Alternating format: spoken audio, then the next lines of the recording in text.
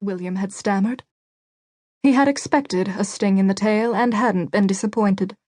He had no reason to be given a heavy cruiser, not when he'd just been made a captain, save for the simple fact that no one wanted to serve on Uncanny. The ship had a notorious reputation. Unlucky? That's what they call it, the First Space Lord said grimly. He'd said a great deal more, William remembered.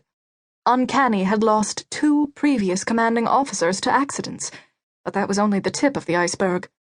The ship had been deployed to a cloaked fleet lying in wait for a theocratic vanguard, only to have her cloaking system go offline at the worst possible moment. If that hadn't been bad enough, there had been a whole string of incidents, culminating in the starship launching a missile barrage toward a friendly ship. The events had all been seen as glitches, but they had cost Uncanny's commanding officer his career. And matters weren't helped by the missiles being unarmed, William had thought when he'd reviewed the file. If she'd been shooting at an enemy ship, she'd have inflicted no damage at all. We need to get Uncanny into service as quickly as possible, the First Space Lord had concluded. And if you succeed in sorting out the mess, you'll remain as her commanding officer permanently. It wasn't much of a bribe, William thought. There was no shortage of captains willing to compete for a post on Lightning. The heavy cruiser was famous. But Uncanny? He'd be surprised if there was any competition for her command chair. And yet, he had to admit, his appointment was a hell of a challenge. A heavy cruiser command was nothing to sneer at, even if she did have a reputation for being unlucky. He'd be on the path to flag rank. Assuming I survive, he told himself. He hadn't felt comfortable airing his concerns in front of his superior officer. Those accidents may not have been accidents at all.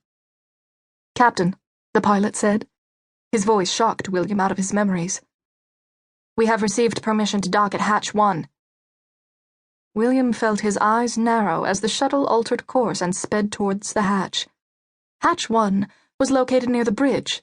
It was the closest shuttle hatch to the bridge, but it wasn't where a new captain would board his command for the first time. Normally, a captain would be met by his XO in the shuttle bay, allowing him time to meet his senior officers before formally assuming command. And the XO was supposed to be on the vessel. He'd checked, just before he departed Tyre. Commander Stuart Greenhill was currently in command of HMS Uncanny. Dock us, he ordered, wondering just what sort of hellhole he was about to enter. And remain docked until I give you leave to depart. Aye, Captain, the pilot said. The hatch looked normal enough, William noted, yet he couldn't help tensing as the shuttle mated with Uncanny. Captain Abraham had died in a shuttle accident. The IG had found nothing suspicious in 2 weeks of careful investigation, but Captain Jove had died in a freak airlock accident. A component had decayed, according to the engineers. The airlock had registered a safe atmosphere when it had actually been opened to vacuum. William had been in the Navy long enough to know that accidents happened, but he'd also learned that accidents could be made to happen. Losing 2 commanding officers to accidents was more than a little suspicious. He covertly tested his shipsuit and mask, hidden in his shoulder pockets, as the hatch hissed open.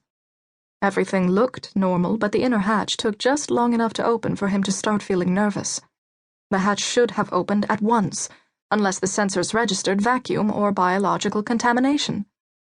William took a long breath as he stepped into his cruiser, and had to fight to keep from recoiling in horror. Uncanny stank like a pirate ship after a successful mission of looting, raping, and burning. Fuck, he thought. He felt a sudden surge of anger as he looked up and down the corridor. No one had come to greet him, neither the XO nor his senior officers. What were they playing at? Even a very busy XO should have come to meet his CO for the first time, if only to explain any problems that caught the captain's eye, and to explain why his ship smelled worse than an unwashed outdoor toilet.